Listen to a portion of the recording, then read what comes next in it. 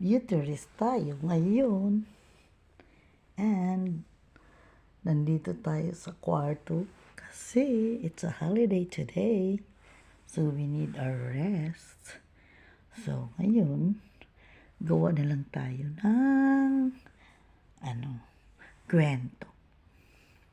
Isang araw, pero ako nakita na lalaki. Kaya lang, kita ko sa kanyang mukha na hindi siya masaya. Kaya lang tinanong ko siya, sabi ko, masaya ka ba ngayon sa mukha mo? O ngayon sa self mo? Sabi niya, hindi ako masaya ngayon kasi yung mukha daw niya parang may mga piklat-piklat. So sabi ko sa kanya, huwag kang mag-alala kasi yung piklat na yan ang mabibigay sa iyo na ma-inspire ka sa self mo. Bakit? Kasi kung titingnan mo yan sa mirror, yung mukha mo, parang talaga, gawa ka ng paraan para matanggal yung mga piklat na yan sa mukha mo. Kaya ma-inspire ka na magkilamos ka araw-araw, maligo ka araw-araw, at of course, alagaan mo ang self mo araw-araw. Ganyan lang talaga ang gagawin natin sa self natin. At saka, kung may oras ka, mag-rest ka talaga.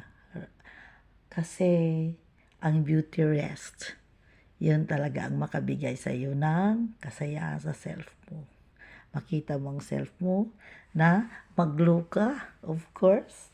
Magwapo ka, maganda ka, kasi nag-beauty rest ka. Yan lang talaga ang masasabi ko sa inyo. Beauty rest talaga ang dapat gawin natin araw-araw, oras-oras, gabi-gabi, at saka kung pwede pa, oras-oras ang natin sa self natin, bigay na yan natin ng 100% pag-alaga sa self natin. Ganyan lang talaga ang gagawin natin kasi sino naman yung magbigay sa atin ng ganyan. Tayo lang ang self natin ang maggawa ng paraan para maging maganda tayo at saka of course blooming. Magbigay ka ng saya sa katawan mo, magbigay ka ng saya sa self mo, at of course manage your time na maka-beauty rest ka talaga.